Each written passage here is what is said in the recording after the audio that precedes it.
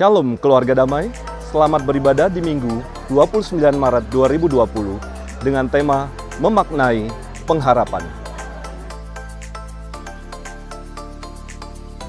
Berdasarkan hasil rapat pleno Majelis GKI Dharma Permai pada 26 Maret 2020 terkait dengan meluasnya dampak dari wabah corona, maka diambil keputusan sebagai berikut. Meniadakan kebaktian umum, kebaktian PRAUD, dan kebaktian anak hingga tanggal 26 April 2020 di Gedung Gereja. Pada tanggal 29 Maret hingga 26 April 2020, ibadah umum akan dilangsungkan secara online yang akan disiarkan pada hari Minggu mulai pukul 7 pagi dengan mengakses link berikut ini. Segala bentuk kegiatan sehari-hari seperti latihan musik, paduan suara, dan kegiatan lainnya ditiadakan sampai dengan 30 April 2020. Keputusan tersebut diambil atas kesadaran akan tanggung jawab sosial di tengah masyarakat untuk memutus rantai penyebaran wabah corona ini. Mari jemaat, kita senantiasa mendukung dan berdoa. Kiranya Roh Kudus memberikan hikmat bagi kita untuk melakukan bagian kita dan beriman bahwa Tuhan akan memberikan jalan keluar bagi kita. Berikut ini adalah rangkaian ibadah masa Paskah GKI Damai 2020. Ibadah Kamis Putih pada hari Kamis 9 April dengan tema Kerendahan Hati dan Ketaatan. Ibadah Jumat Agung pada hari Jumat 10 April dengan tema Keagungan Sebuah Kematian pada pukul 7 pagi. Ibadah Sabtu Sunyi pada hari Sabtu 11 April dengan tema Kesunyian di Tengah Keramaian. Ibadah Paskah Umum pada hari Minggu 12 April 2020 dengan tema Ia Telah Bangkit pada pukul 7 pagi. Dan ibadah Paskah Anak pada hari Minggu 12 April 2020 pada pukul 9.30 pagi. Demikianlah informasi bagi keluarga damai.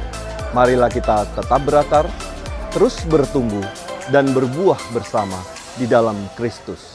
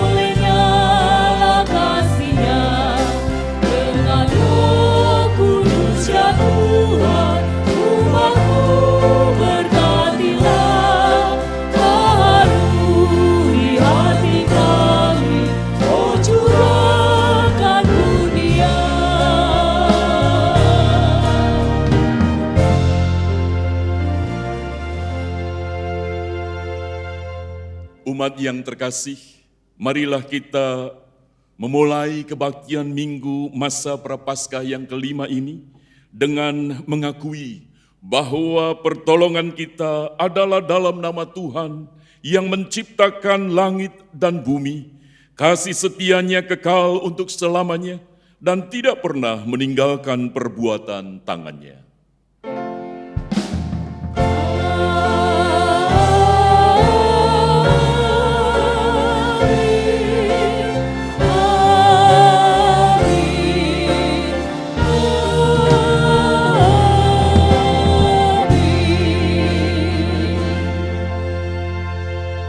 Kasih karunia dan damai sejahtera dari Allah Bapa kita dan dari Tuhan Yesus Kristus menyertai saudara sekalian. Dan menyertai saudara juga. Puji nama Tuhan, umat yang terkasih, ketika kita menjalani kehidupan yang berat di tengah pergumulan seperti saat ini, tidak sedikit yang mengalami kehilangan pengharapan, yang menjadikan iman semakin goyah. Tetapi biarlah melalui minggu Prapaskah yang kelima ini, sekalipun kita tidak bisa berhimpun bersama di gedung gereja untuk beribadah, tetapi sekalipun demikian, kita percaya, sebagaimana pujian tadi, Allah hadir dimanapun kita berada. Maka itu di dalam minggu Prapaskah yang kelima ini, tema yang kita gumulkan bersama adalah memaknai kembali arti daripada pengharapan itu. Biarlah kita boleh tetap percaya, sekalipun di tengah kesulitan ini, bahwa Tuhan tidak pernah meninggalkan kita. Bahwa Dia senantiasa hadir untuk memelihara kehidupan kita. Sekalipun di tengah dunia yang penuh dengan pergumulan ini. Mari kita akan mengangkat pujian dalam dunia penuh kerusuhan.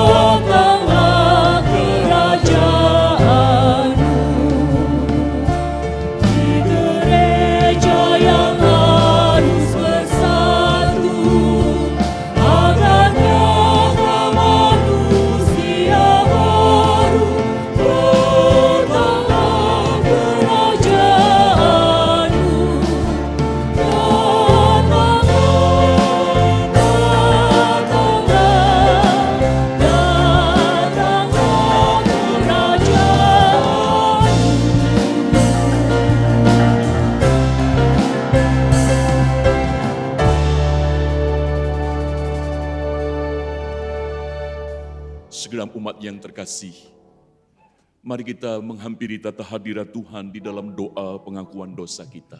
Mari kita berdoa. Bapa Surgawi, Bapa yang mengasihi kami,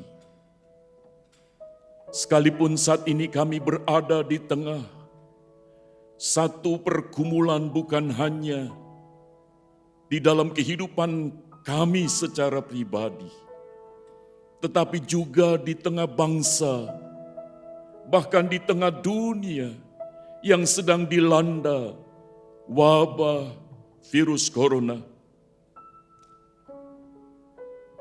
Kami mau mengakui dosa kami. Betapa seringkali kami hanya memperhatikan diri kami sendiri. Kami mengabaikan orang-orang di sekitar kami. Di tengah segala kondisi ini, kami berdosa di hadapan Tuhan. Biarlah melalui situasi ini kami membuka diri untuk dipakai oleh Tuhan menjadi alat kasih Tuhan untuk berbagi pengharapan kepada siapapun. Di tengah keluarga kami, di tengah masyarakat kami, untuk kami lebih peduli. Inilah kami ya Bapa, ampuni dosa kami. Jadikan kami alat-Mu untuk menjadi orang-orang yang berbagi pengharapan di tengah kesulitan hidup ini. Di dalam Kristus kami memohon. Amin. Ajaib benar anugerah Tuhan.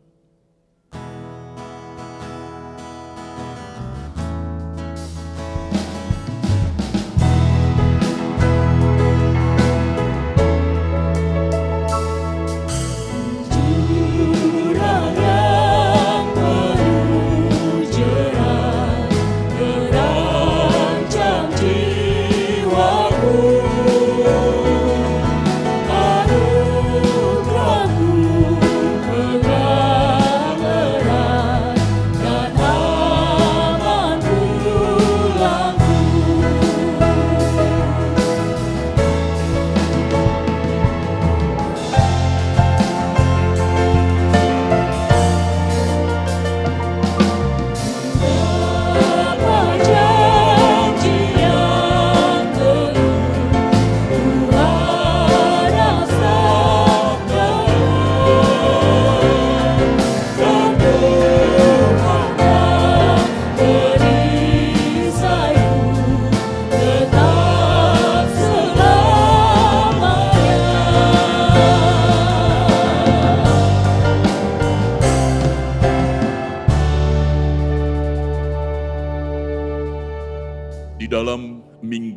Prapaskah yang kelima saat ini, kita akan mendasarkan pembacaan firman Tuhan dari Injil Yohanes, pasal yang ke-11, ayat yang ke-20 hingga yang ke-27. Namun sebelumnya kita akan berdoa, kiranya Roh Kudus yang akan mengurapi setiap kita ketika kita membaca dan merenungkan firman Tuhan. Sehingga melalui firman-Nya ini, kita kembali memiliki pengharapan yang berdasar daripada anugerah Tuhan. Mari kita berdoa. Bapa Surgawi, sebentar kami hendak membaca akan firman-Mu. Kiranya Allah Roh Kudus yang akan memberi kepada kami hikmat ilahi, sehingga kami dimampukan untuk mengerti akan firman-Mu, dan kami diberi kuasa untuk melakukan firman-Mu dalam kehidupan kami, terlebih lagi di tengah kondisi yang berat sekarang ini. Biarlah kami boleh tetap memiliki pengharapan di dalam Tuhan Yesus. Berfirmanlah, di dalam nama Tuhan Yesus kami berdoa. Amin. Firman Tuhan terambil dari Injil Yohanes pasal 11 ayat yang ke-20 hingga 27. Demikian. Ketika Maria mendengar bahwa Yesus datang, ia pergi mendapatkannya.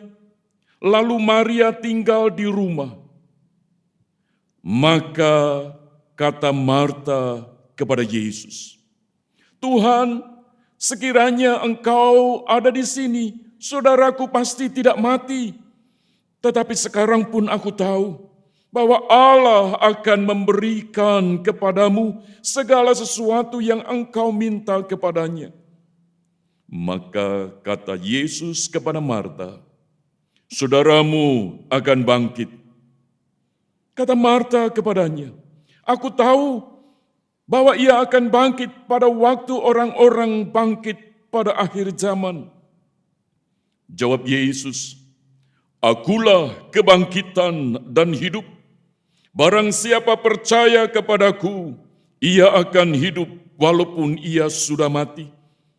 Dan setiap orang yang hidup dan yang percaya kepadaku tidak akan mati selama-lamanya. Percayakah engkau akan hal ini?" Jawab Marta, "Ya Tuhan, aku percaya bahwa Engkaulah Mesias, Anak Allah, Dia yang akan datang ke dalam dunia." Puji nama Tuhan, demikianlah firman Tuhan. Berbahagialah setiap kita yang mendengarkan firman Allah dan yang memeliharanya. Hosiana.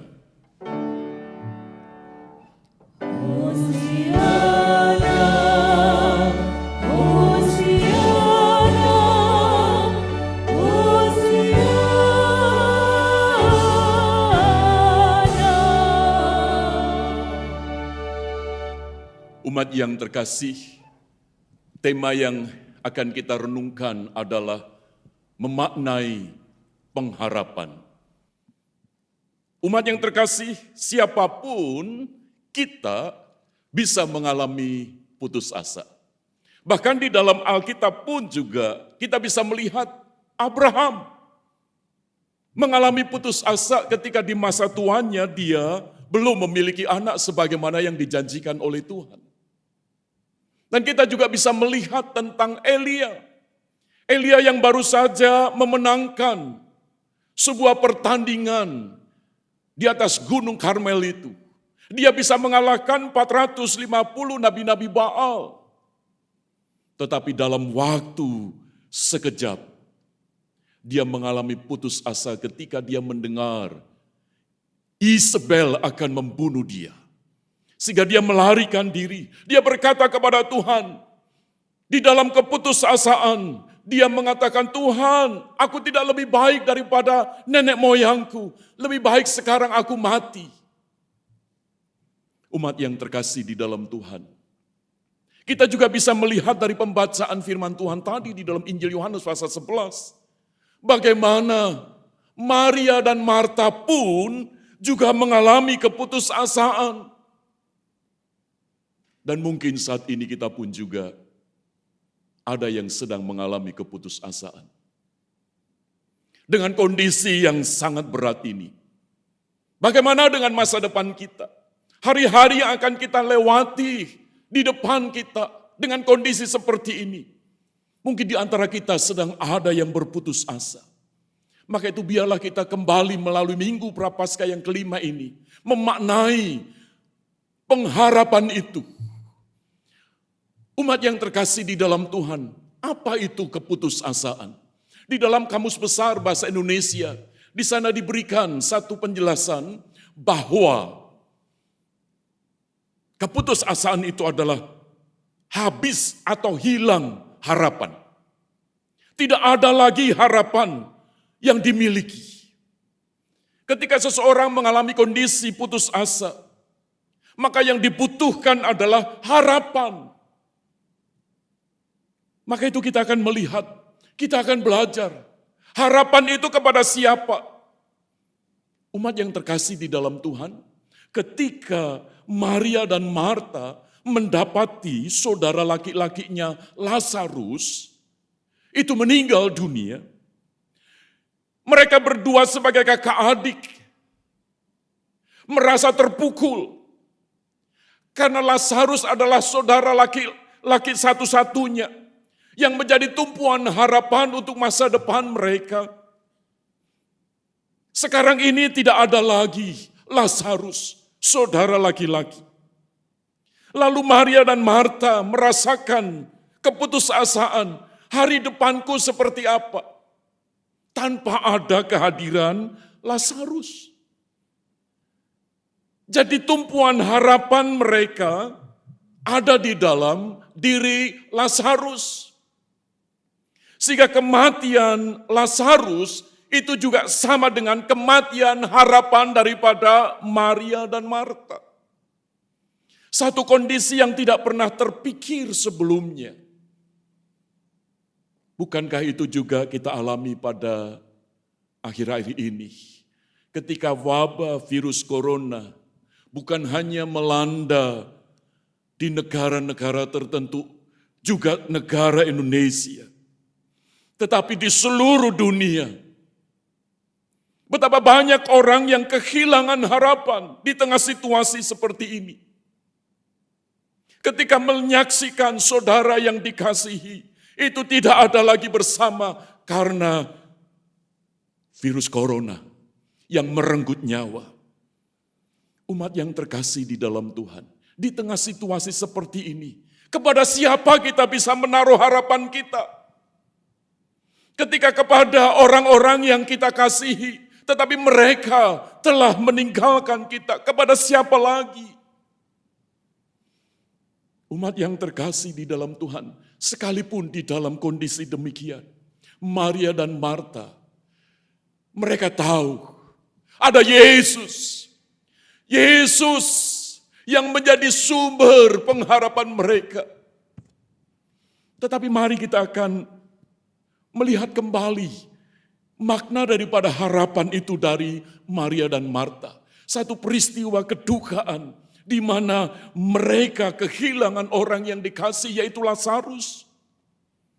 Ketika mereka menaruh harap kepada Kristus, kepada Tuhan Yesus melalui peristiwa kedukaan itu, apa yang mereka harapkan? Umat yang terkasih, mari kita belajar. Karena secara umum, harapan yang kita miliki itu sepertinya Tuhan yang harus menuruti kehendak kita. Itulah yang kita sering kali lakukan melalui doa, melalui pelayanan, melalui apapun. Kita percaya bahwa Tuhan itu mengasihi, Tuhan itu hidup, Tuhan itu berkuasa. Kalau Tuhan itu hidup, Tuhan itu mengasihi, Tuhan itu berkuasa, harusnya Tuhan itu melakukan seperti apa yang kita inginkan, seperti apa yang kita kehendaki. Itu harapan kita. Tetapi melalui peristiwa di sekitar kita, kita kembali diajar tentang apa itu harapan. Harapan sebenarnya adalah di mana kita menaklukkan diri di hadapan Tuhan. Di mana kita ini tunduk, di mana kita ini menurut akan kehendak Tuhan atas diri kita. Sehingga dengan harapan itu membawa kita semakin mengandalkan Tuhan, menaruh harap itu kepada Tuhan saja. Sehingga kita tidak memperalat Tuhan dengan harapan-harapan kita. Karena dengan kondisi seperti sekarang ini betapa banyak orang menjadi kehilangan harapan karena harapan yang mereka miliki adalah sedang memperalat Tuhan untuk dirinya sendiri, untuk kepentingan dirinya sendiri. Maka itu umat yang dikasihi oleh Tuhan, melalui peristiwa ini, biarlah kita boleh belajar. Ketika Yesus datang, Yesus tidak sedang menuruti apa yang dimintakan oleh Marta dan Maria atas Lazarus saudaranya. Karena peristiwa itu sudah berlangsung 4 hari, Lazarus dikuburkan. Tetapi melalui peristiwa Yesus membangkitkan Lazarus dari antara orang mati. Yesus ingin menegaskan bahwa harapan yang sesungguhnya itu bukan memperalat Tuhan, bukan sedang memenuhi kebutuhan mereka. Tetapi Tuhan sedang ingin menyatakan siapa yang sesungguhnya Yesus Kristus itu.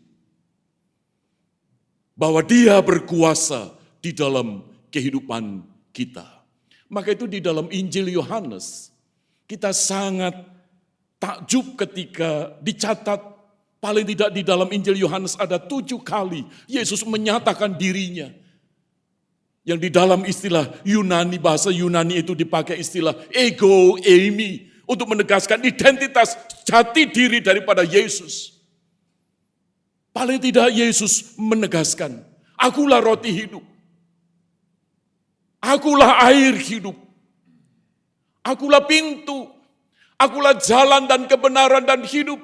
Dan salah satunya yang dicatat di dalam Injil Yohanes pasal 11 ini. Di mana Yesus menegaskan, akulah kebangkitan dan hidup. Di tengah-tengah ketidakadanya harapan itu. Umat yang terkasih di dalam Tuhan. Maka melalui peristiwa Yesus membangkitkan Lazarus. Yesus sebenarnya bukan sedang memunculkan tokoh Lazarus ini. Tetapi Yesus ingin menjelaskan tentang siapa dirinya. Lazarus yang sudah mati 4 hari di dalam kubur. Yesus sanggup membangkitkan.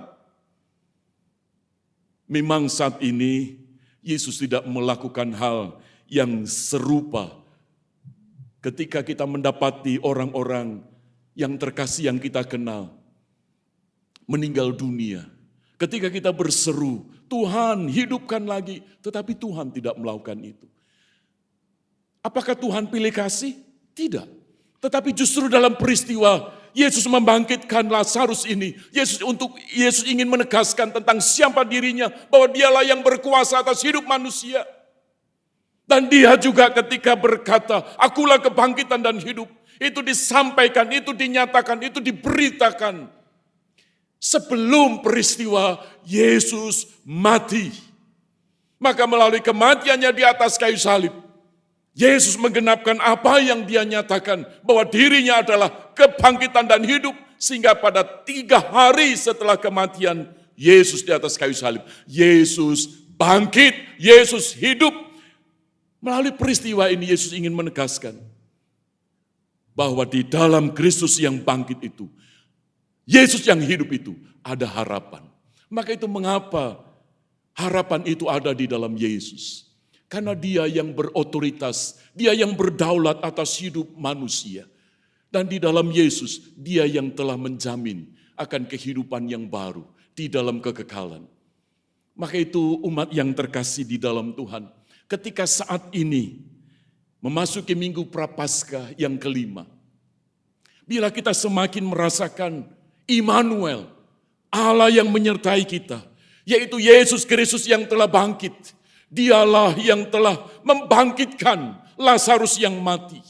Mungkin pada saat ini melalui peristiwa virus corona yang melanda dunia, Yesus ingin mencelikkan mata kita bahwa betapa banyak orang-orang yang mengalami kematian secara hati nurani.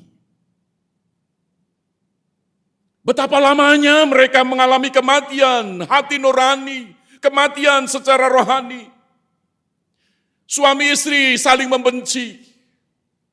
Orang tua anak tidak ada kasih, tidak ada kepedulian. Rekan di dalam pelayanan, rekan di dalam bisnis dan sebagainya saling menjegal, saling menjatuhkan.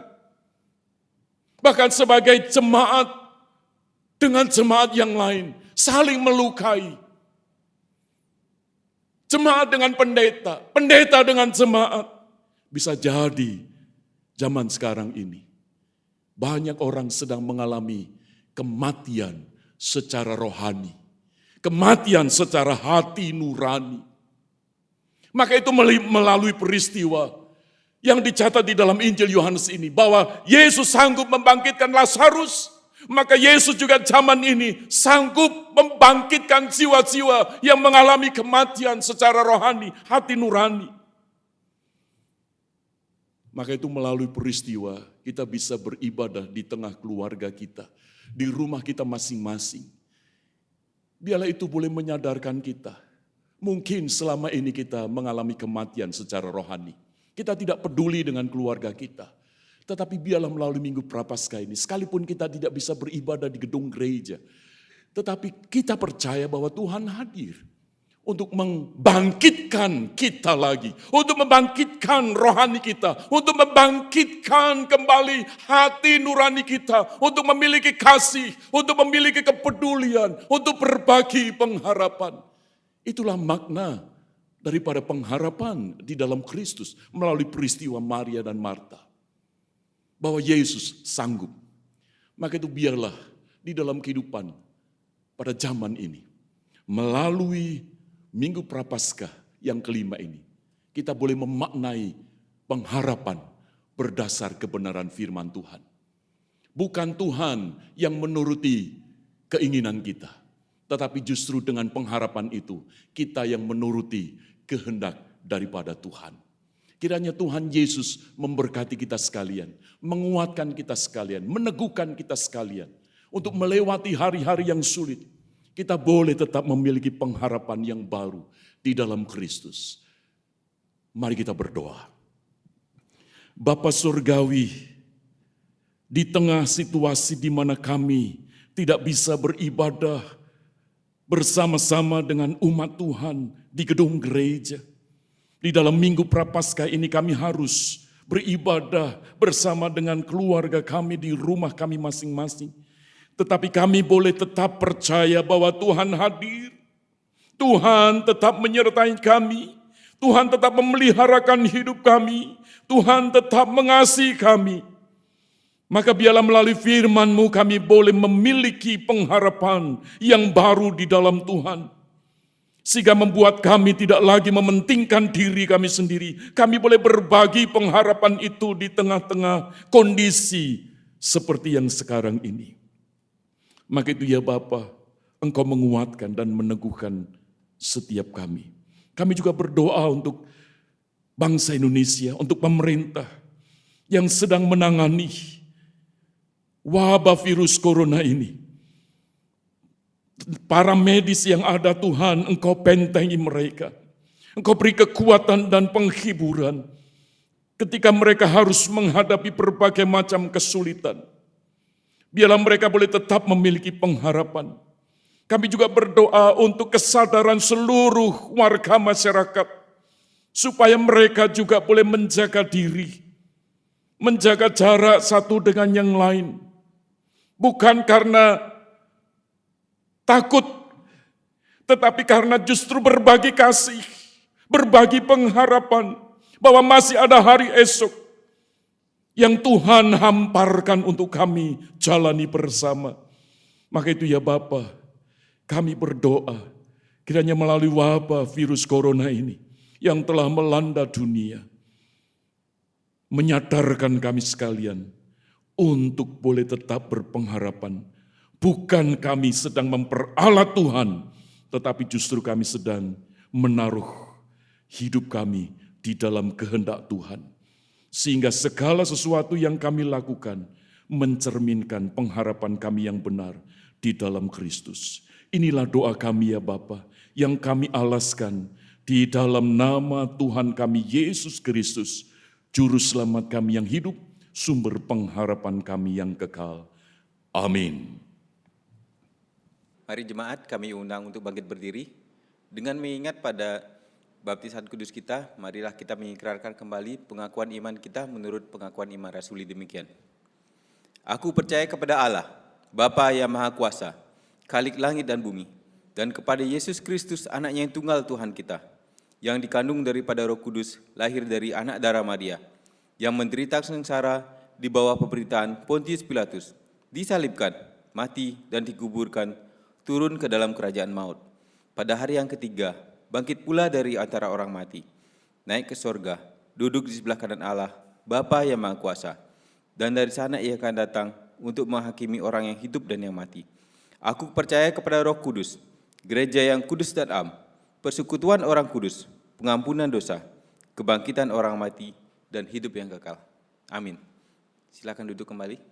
Jemaat yang terkasih di dalam Tuhan, kita akan mengakhiri ibadah kita pada saat ini dengan satu pujian, Dulu Ku Mencari.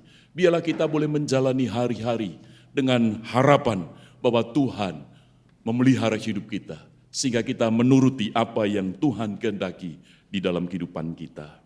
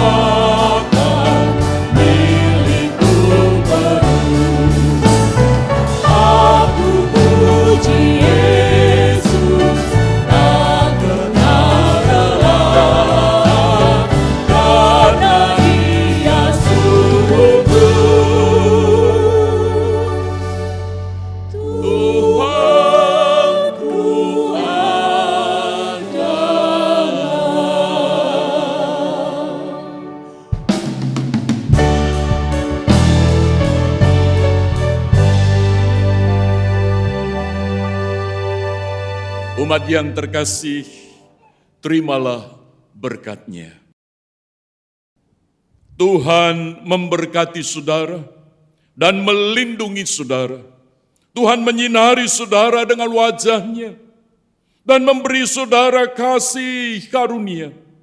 Tuhan menghadapkan wajah-Nya kepada saudara dan memberi saudara damai sejahtera untuk memiliki pengharapan kini dan selamanya. Amin.